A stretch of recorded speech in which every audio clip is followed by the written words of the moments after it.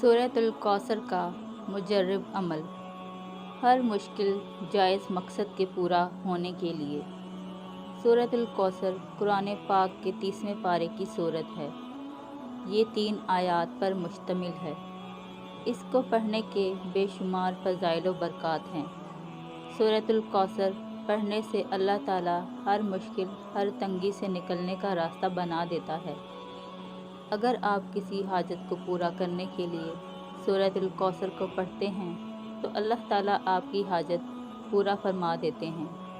پڑھنے کا طریقہ: پہلے 2 رکعت نماز نفل حاجت کی نیت سے ادا کرنے ہیں۔ ہر رکعت میں 1 مرتبہ سورۃ الفاتحہ پڑھنے کے بعد 11 مرتبہ سورۃ الکوثر اور 11 مرتبہ سورۃ الاخلاص پڑھنی ہے۔ جب آپ 2 رکعت نماز نفل حاجت ادا کر لیں، اس کے بعد جائے نماز پر بیٹھ کر پہلے 3 دفعہ درود ابراہیمی پڑھنا ہے۔ اس کے بعد آپ نے 129 مرتبہ سورۃ الکوثر کو پڑھنا ہے۔ جب پڑھ لیں گے تو آپ نے آنکھیں بند کر کے مکمل توجہ سے اللہ تعالیٰ کا ایک اسم مبارک یا سمیع کو 100 مرتبہ حاجت کا تصور ذہن میں رکھ کر پڑھنا ہے۔